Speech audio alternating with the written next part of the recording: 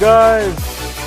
Welcome to a brand new episode of the Real Radar Radio Show, and I'm really more than excited to say that I'm happy to be doing a new episode.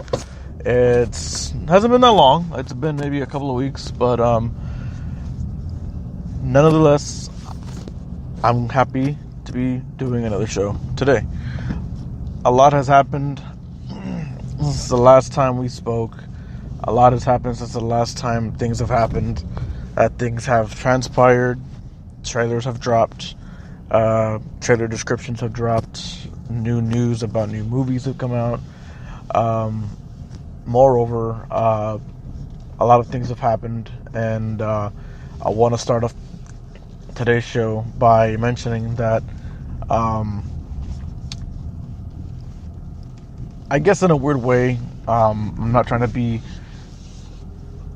do like a PSA here, or trying to make it seem like I know more than the average person, or trying to make it seem like I am far superior or whatever. I'm not. I'm just trying to share a personal opinion, personal belief, outlook on how I see something. Violence is never the answer. Obviously, I mean, that's usually the most cliche thing to say in a movie, or dialogue between two characters that just don't get along in a movie or something. But it never really is the answer. Violence has never solved anything in terms of a good situation. Things have transpired and things have happened over the past few days, already leading to a week or so, and the tragedy that has happened with the passing of Nipsey Hussle is nothing to be nothing to shy away from. It is tragic that it has happened. It is tragic that it has happened in the very same neighborhood that he's been known to help the community come together, and he's given back to that same community, and he has multiple outstanding praises and achievements to him, with his albums and everything that he's been involved in. Personally, I've never listened to Nipsey Hussle, but I wanted to shed light on the situation that was his passing, and I wanted to just reiterate that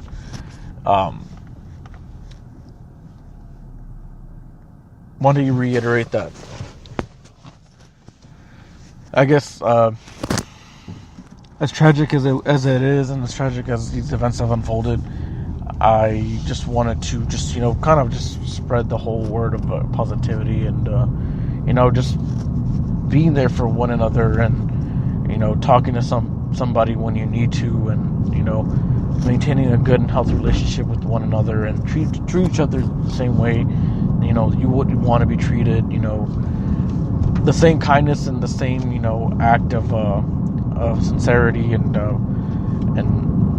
righteousness that you would want to give to your friends and to your family, your mom, your dad, your brothers, your sisters. You got to give it to everybody, even strangers. And the bad thing about the end of all this is that Nipsey Hussle's life has been cut short. But the great positivity that he has reflected on the community, and reflected on so many of his fans and people who looked up to him and enjoyed his music and enjoyed him as an artist, will forever be immortalized, and not just in his community but around the world, as everybody continues to mourn and deal with the passing of Nipsey Hussle. So to Nipsey Hussle, man, this episode's for you, man. I never met you.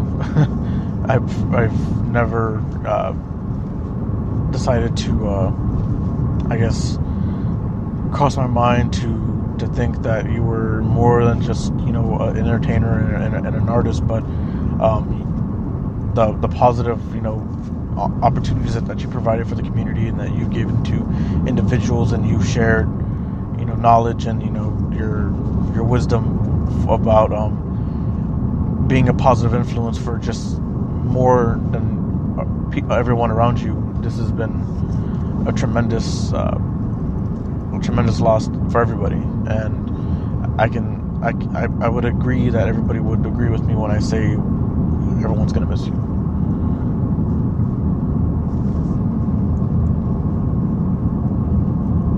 This episode is going to be one of the best episodes that I have produced in recent weeks and months. I've had a few days to kind of get back on track about a few things that have happened since, things have transpired. A lot of great things have happened. A lot of not so great things have happened. Starting off with so many other things, obviously touching base on Avengers Endgame, the trailers, the TV spots, the marketing that's going into the whole business part that Marvel's targeting is in full swing. We are 2 weeks away from the Endgame, and 2 weeks away from finding out what's going to happen with all our characters and what we can expect to happen come time for Endgame. So it leaves a lot of doors of opportunity open for, many characters to come back, many characters, arcs and stories to close, to come full circle, for everything to just come to an end. And pun intended. I don't know if that's pun intended, but it's been more of an opportunity and a privilege to watch these stories unfold in front of us. Growing up as a kid, reading these comics and wanting to be these heroes meant so much to me, so much to me, and so much to other people, that a lot of people can relate to the fact that a hero is more than just a hero. A hero is pushing things aside and doing the right thing, and making it known that you are going above and beyond for not just the person you're trying to save, but the person you most love. Being more than a hero in more than one way is, I guess, the way of life, that you're on your way to not just prove yourself to somebody, but you're on your way to, I guess, be a beacon of hope for everybody. And that says a lot. So, I mean, I would like to say that this film, Avengers Endgame, was going to be probably one of the, if anything, a bit emotional for a lot of people. Some people might cry. I'm not too sure. I, for one, probably won't. But I mean, it is going to mean an end for a few characters, and I probably am not prepared for this, because I'm so used to watching them on screen and watching their chemistry unfold, and how they play these characters and how they perceive these characters to really, interconnect with one another, and the banter that they have. And we'll always have their films, and we'll always have their trilogies and their storylines. But I mean, you look at a character like Tony Stark, or you look at a character like Steve Rogers, and you want their story and their character to grow as the films progress. But I mean, Marvel's gonna keep doing their thing, and the list is gonna grow longer. The whole Marvel universe is gonna expand more than what we know to be 23 films as up to date. I have seen probably every film at least 10 or so more times, and every time I watch these films, it just gives me so much sense of enjoyment, and I catch up on little things that I might have missed out the first time I watched it, or the 9th time I watched it, or whatever. I mean, it's those little things and those little details that they hide in the story and the movie that you find so appealing that you just have to watch it again and again to pick up on subtle things. And when I read up on articles about Avengers Endgame and what these trailers have really broken down to, and what storylines and what subtle hints and Easter eggs that they can give us throughout the trailer that a lot of people can pick up on, and I love doing that. I love doing what I do in terms of deciphering a trailer and trying to pick out what each little detail means here and there, and it's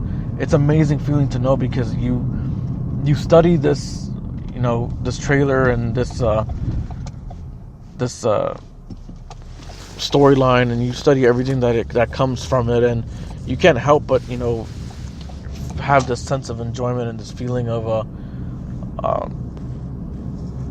content, knowing that you're watching these movies and you kind of picked up on a few things, or you kind of pointed out a few things to your friends or whatever. But obviously Endgame's going to be one of the things that's going to be the culmination of everything that's going to end. But we have so much to look forward to. Black Panther 2, Doctor Strange 2, Captain Marvel 2, Spider-Man Far From Home coming out this summer.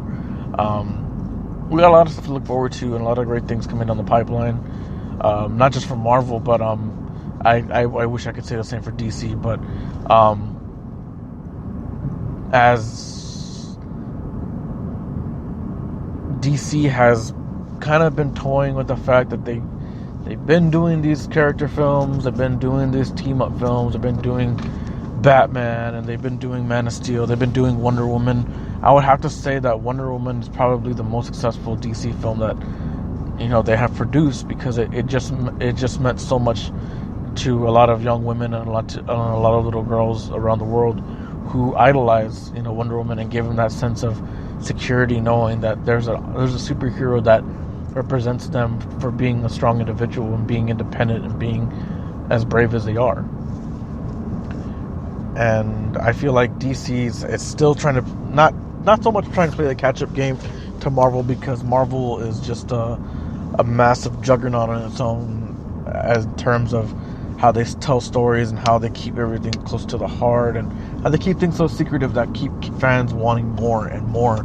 And it's something that I wish DC would do, because characters like Superman deserve an honest sequel. Henry Cavill, they need to make a Man of Steel 2 already. I mean, it's already said and done, and they need to get it done already, because he deserves a proper sequel. As much as a controversy that there was regarding Henry Cavill and the departure of Ben Affleck no longer playing Batman, I think that there should be some sort of continuation with Man of Steel, because that character alone has a let me see. That character alone has developed so much of a good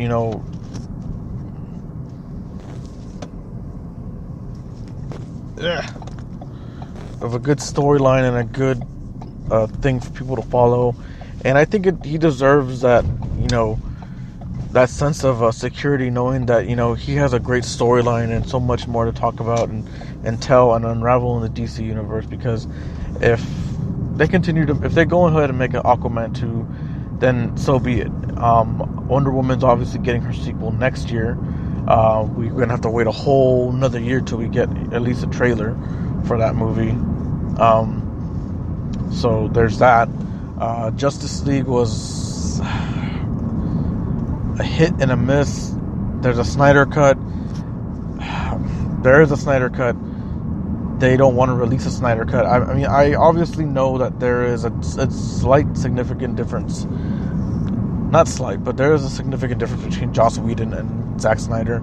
And the whole backing and reasoning that Zack Snyder had to drop Justice League is because of what had happened and transpired with his daughter.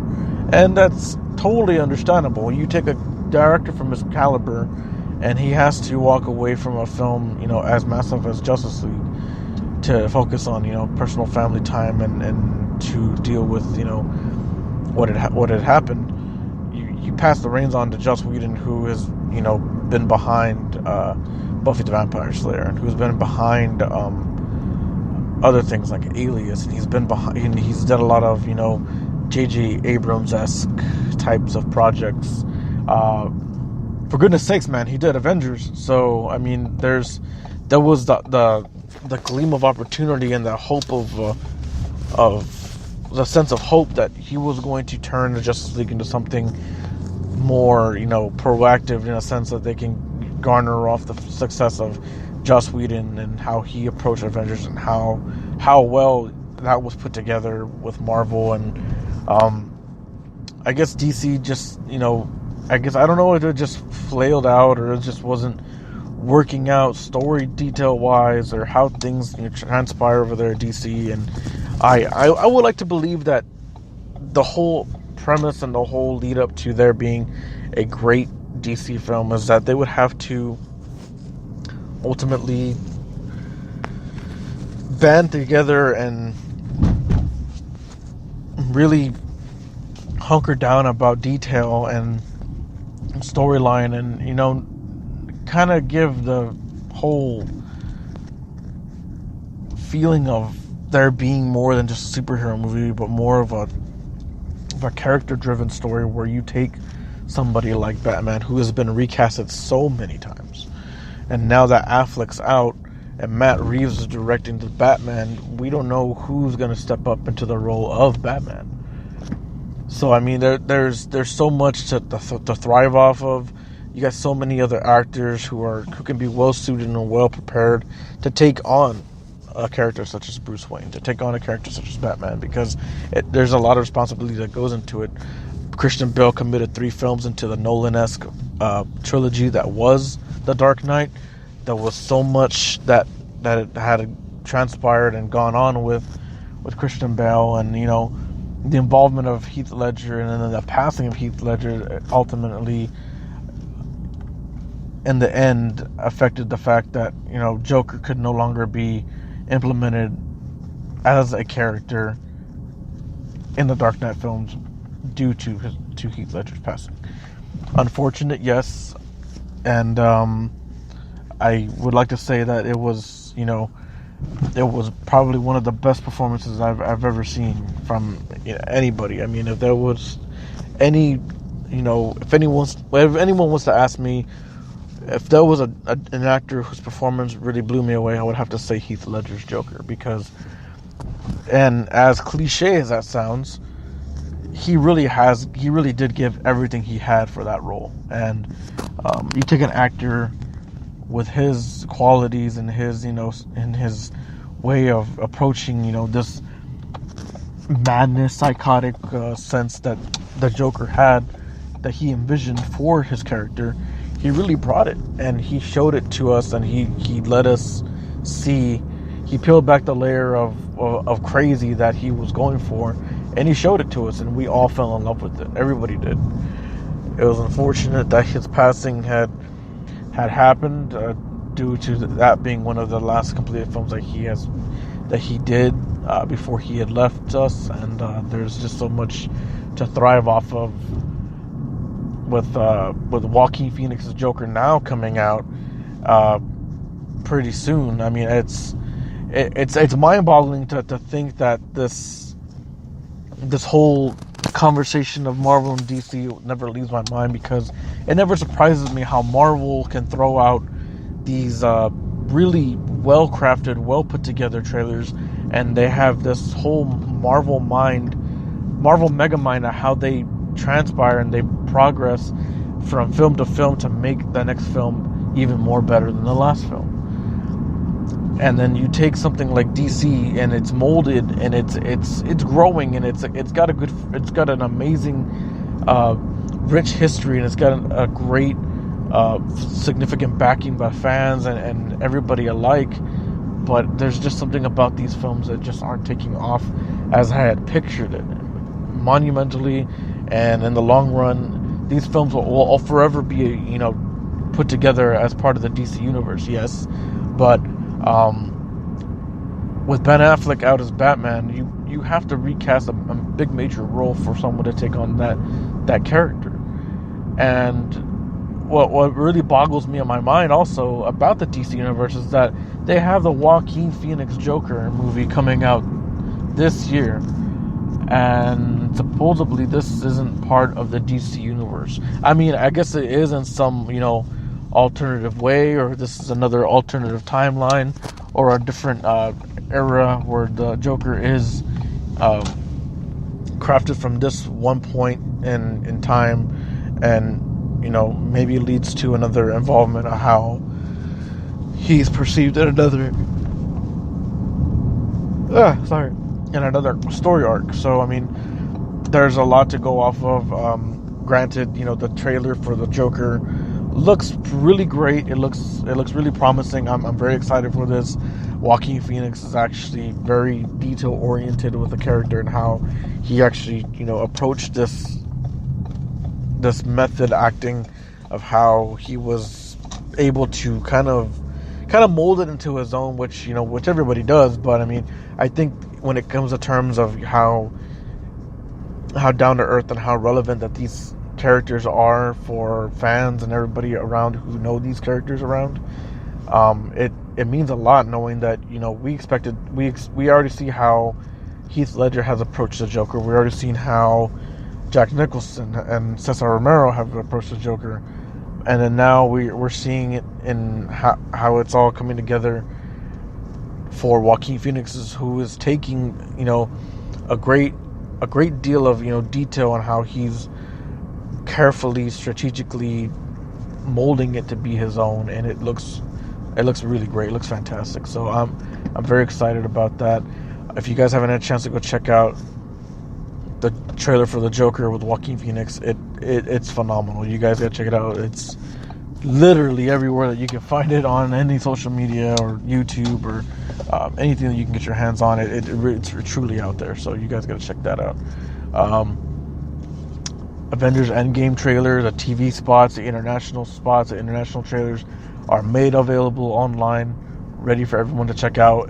There's so many details that go into the Marvel universe that pertain to Endgame, that pertain to all these individual story arcs. Plus, this film being 3 hours long is going to be one of the most, intense, films that will be coming out of Marvel, because again, 3 hours long for a Marvel film is going to be a first for Marvel.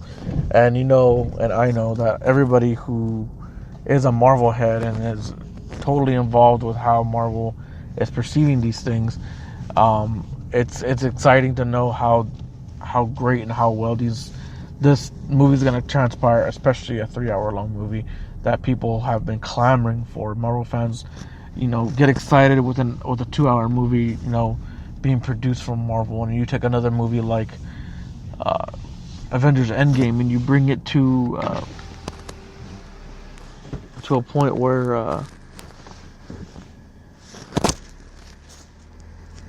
these different story arcs and characters are being driven and taken to a new mind, is totally crazy and totally weird. So it's weird in a good way, which is great. So it's gonna be a pretty big deal to see how all this comes together, how all these films are gonna mean at the end, and how it's all going to be played out. So enough Marvel talk, enough DC talk.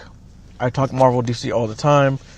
I can talk it till I'm blue in the face. But since there's been so much that has been happening with everything that has gone on and all the stuff that we've missed, and there's just so much to cover, I wanted to make it a point to try to hit at least all I can in this episode so I could talk about everything. And one of the things that really stood out from what has gone on was CinemaCon. And CinemaCon had happened throughout the time, from the last time I've done the episode to now, and there was just a lot of great stuff that came out of CinemaCon, and Paramount and all these other studios have come together to tease and release things that have that are coming out in the future, like the Dora the Explorer movie. I mean, that's really a film that should have never been made. Dora and the City of Gold or something like that, or City of Lost Gold or something like that. I don't see the whole premise of there being a film about Dora the Explorer and how they're trying to craft it into how she's going to be exploring by herself, and she's, you know, all of a sudden a high school student, and she's doing it. It makes no sense, you know, to do all this, to have this all play out. If Nickelodeon and everybody wanted to do a film about Dora the Explorer, you should have made her an elementary student, or like a third or fourth grade student who now by Hollywood standards are considered, you know, cheeky, and, you know, they think they know it all. Then yeah, so be it. You know, this kid has been a cartoon character for so many years, and then you're gonna have a high school kid, a high school, you know, story develop, you know, story driven thing come out and, you know, be the premise of this movie being told. It's I feel like this movie is not gonna do any sense of good for anybody involved, especially the stars and everybody involved in this movie. I'm sorry, but I would really have to honestly say that this film is no good. It's gonna do nobody any good. I see no good coming from this at all, considering the fact that it's the high school kid, man. I mean, you're supposed to have a freaking young kid, you know, playing Dora the Explorer. It makes so much sense if you were to do it that way. I mean, a lot of people would actually agree that would probably be the main reason why a lot of these people are disagreeing with the fact that there shouldn't be a high school kid, you know, playing Dora the Explorer, because it makes no sense to me. It makes no sense to anybody. It shouldn't even make any sense to anybody that saw the trailer and they're like, oh, we gotta take our kids to go see this. Because, yeah, nothing screams, yeah, let's go take you to see Dora the Explorer, since you love Dora the Explorer so much. And I know you've been dying to see Dora the Explorer as a high school kid, and how all of a sudden she's witty and she's, you know, upbeat, and she's in high school and she's doing all this stuff, and all of a sudden, oh, I'm gonna go find this lost city of gold. And I don't know, maybe I'm just bashing it too much. I feel like I'm going too long about it. But I mean, you gotta see it from my perspective that all these different things that have come out of CinemaCon have meant like a lot of, you know, great things that are happening. Like, there's a new movie called Anna, and Anna just seems to be like a rip-off and spin-off of Peppermint and other films like Atomic Blonde and Hannah, and it kind of just goes on. I mean, if you really think about it, a movie called Anna, that was a TV series that just came out with the remake of Hannah, the TV series done on Amazon. Hannah was a movie already done with Saoirse Ronan back in like 07, 08, maybe 09, somewhere around that area. Then you're gonna have, you know, a movie like Atomic Blonde, a movie like Red Sparrow, a movie like, you know, I guess all these other films that are coming together.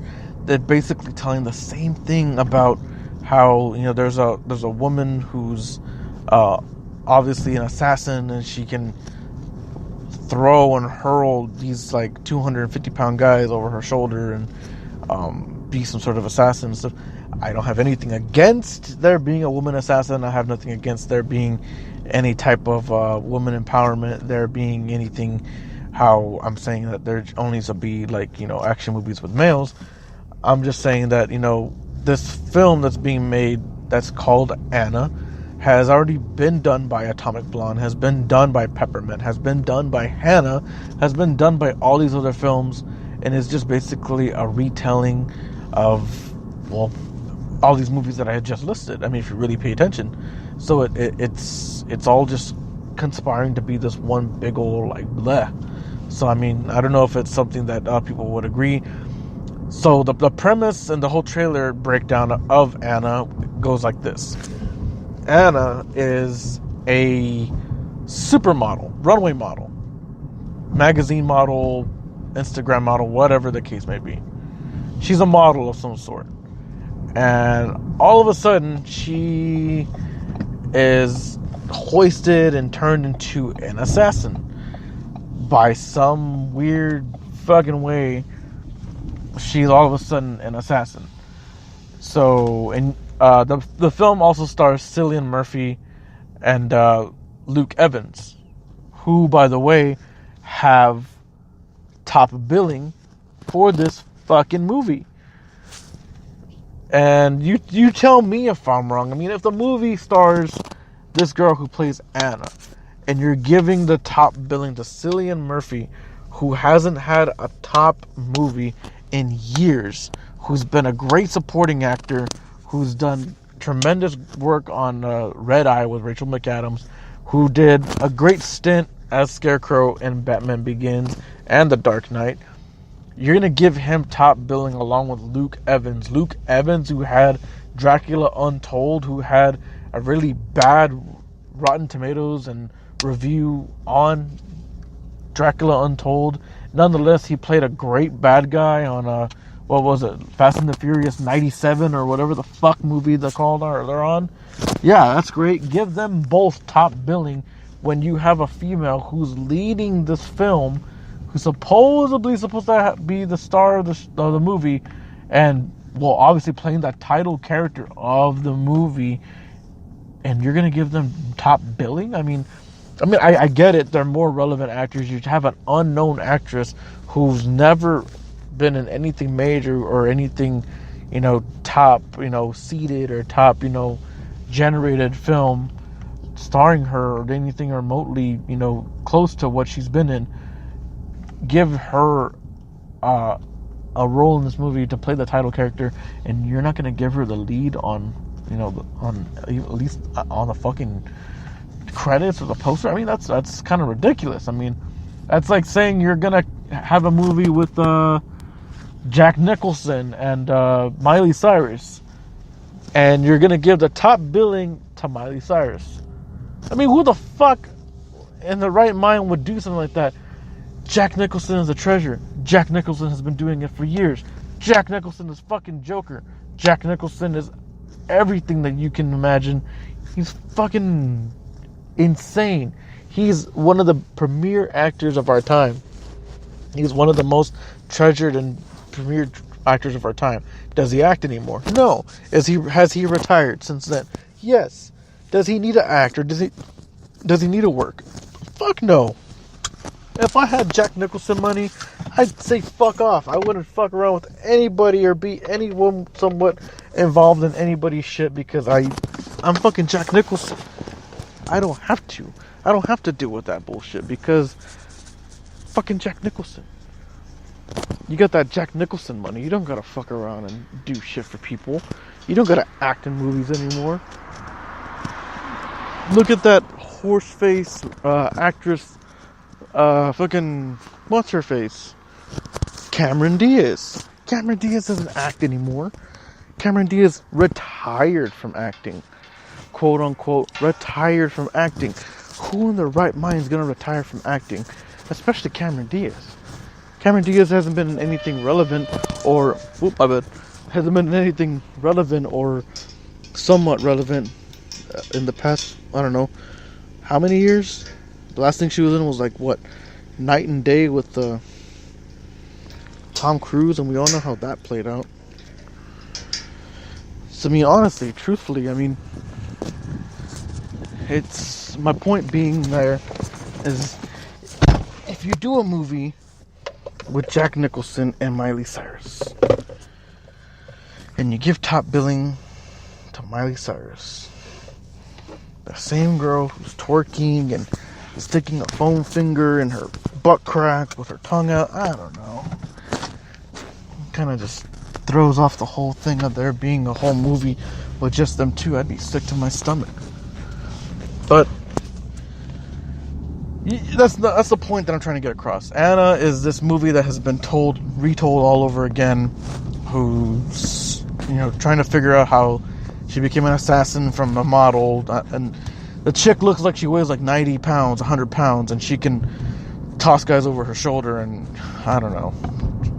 I have no idea. I mean, this whole thing about this whole subject is kind of like boiling, so it's like, ugh.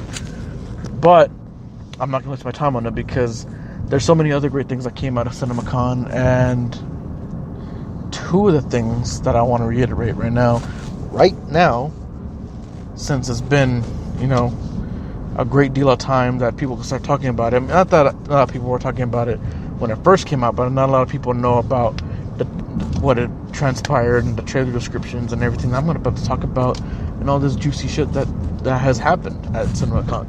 So, and of course, Paramount had come out and, given their panel and given, their slate of movies that are coming out. And other studios have stepped forward and they have said, other movies that are coming out also. Two of the movies that I'm about to discuss have been two of the most anticipated movies and two of the movies that I'm most eager for to come out this year. One of them being It Chapter 2. And It Chapter 2 had a small panel and a small, discussion and a trailer, I guess you could say teaser trailer with a few clips presented at CinemaCon.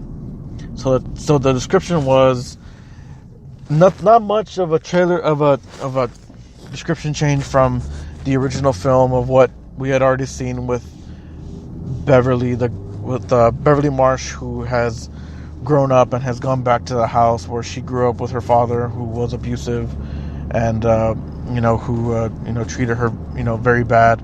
And back then the trailer was when she had gone back, not the trailer, but back then the scene was where she had gone back to the house where her and her father had grown up, and there's an old woman living there, and she's talking to the old woman about living there, and how this woman used to see her and her father, and how she thought that they were wonderful beings and stuff, and how all of a sudden Beverly starts hallucinating, starts seeing shit, and she spills her tea, and the lady's like, "Oh, I'll pick it up," and she turns into this like grotesque, like zombie out like version of her father, wearing this like long dress and stuff, and like trying to attack her. Yeah, pretty much the same shit that you would see that's being described to you right now from that is the same shit that we're seeing in this clip that was provided to all these audience members and everybody at CinemaCon, who, by the way, probably had to sign a non-disclosure agreement because they couldn't talk about anything that happened at that fucking thing. I looked over YouTube and everything trying to find any clips from CinemaCon to see if anybody has secretly filmed any clips from that. I haven't found shit. That was maybe like a week and a half ago when I looked. I should probably start looking again, and maybe you guys should too. I mean, maybe you'll find something. So there was that film that had so much, that generated a lot of buzz that was there, and it got me really excited because I was super excited to hear that they had actually shown some footage about it, and it sounded pretty badass from what I can tell and from what I read. So if you guys want the full trailer description from the It Chapter 2 mini panel that they had at CinemaCon, I will provide that in my social media accounts. You guys can go check that out. I will have somewhat of a link provided also in the description boxes as well. The other film that I want to discuss that had presented, heavily at New York WonderCon days before CinemaCon was Child's Play. The Child's Play reboot. And the Child's Play reboot debuted, I guess, some sort of a new viral marketing, trying to get their viral marketing started and how things were being perceived. Of course, we had the trailer just a couple months ago from the new movie, or about a month and a half or two ago, and how that all's coming together. We didn't get to hear Chucky or see him at all, just silhouette and everything, and we still haven't seen it much from Chucky, how he's going to look and this and that. The leaked photo from back then of how these dolls are going to look, and how everybody was like, oh, well, some people were bashing it, some people were on board, some people were with it. And that's cool and all, but I mean, like, it's like the way that it all played out, it looks good. Some people complain, some people didn't, some people are on board, some people are not. The character, the voice, the cast with this Child's Play reboot is intense. You got Brian Tyree Henry from Atlanta, the TV show Atlanta. You got Aubrey Plaza playing the mom of Andy Barkley. So I mean, it's like you got those two powerhouses already. And at CinemaCon, it was revealed who was going to play the voice of Chucky. None other than the man himself, Mark Hamill. Now, when it was announced that Mark Hamill was doing the voice of Chucky, they had snippets, and they had some snippets and sound bites and some audio of Mark Hamill doing the voice of Chucky. And some people were quick to point out that he sounded eerily similar to Brad Dourif, just that much more better, maybe a little bit more psychotic. So, and given the nature of his background, everybody knows the voice talents that Mark Hamill has done over the years with the Joker in the animated series, and playing the Joker in Arkham Asylum, Arkham Knight, Batman Origins, all these other films that he's provided his voice for, and all this. We got to hear his Chucky laugh, which sounded eerily creepy and very offsetting, but it sounded exactly what I'm hoping that this character will be for this new remake of Chucky, and it looks really good, and it's starting to sound even better. And just recently today, it was announced that Bear McCreary, who has composed for The Walking Dead and several other films and TV shows, will be scoring the film as a music coordinator and music providing music for the soundtrack. And he released a small snippet and clip on Instagram of what he was working on, and it sounds so badass, guys. I mean, I cannot stress how bad and how awesome that it's all coming together and how it's going to be. Again, no Brad Dourif involvement, no Mancini involvement in this reboot, as Mancini and Dourif are taking their talents to Sci-Fi Channel, where they are going to continue to provide more insight and more detail behind Child's Play and how all that's going to play out for the coming few years, or how they're going to play it off into a TV show and how it's all going to come together. But nonetheless, that has been my wrap up on everything there at WonderCon, and for Chapter 2 and how much, and I don't know how long we're going to have to wait for a trailer for both of these, and how things are going to change up and how things are going to come together come time for September, October. But it's going to be a great thing for everyone involved. Once Upon a Time in Hollywood with Brad Pitt and Leonardo DiCaprio, that trailer looks intensely similar to what we can expect from a Tarantino film, but at the same time, I have so much faith and hope that it looks so much more. It's feeling much more like a Scorsese film. So I'm really truly excited to see what other details are going to come from it. But at this point, I'm just truly excited to be back doing this episode and sharing everything that I have with you guys at this point in day and time. I have been Eric V. You have been listening to the Real Radar Radio Show. I will see you guys in the next episode. You guys have a great weekend. Enjoy yourselves. Have fun. I'll see you guys next time.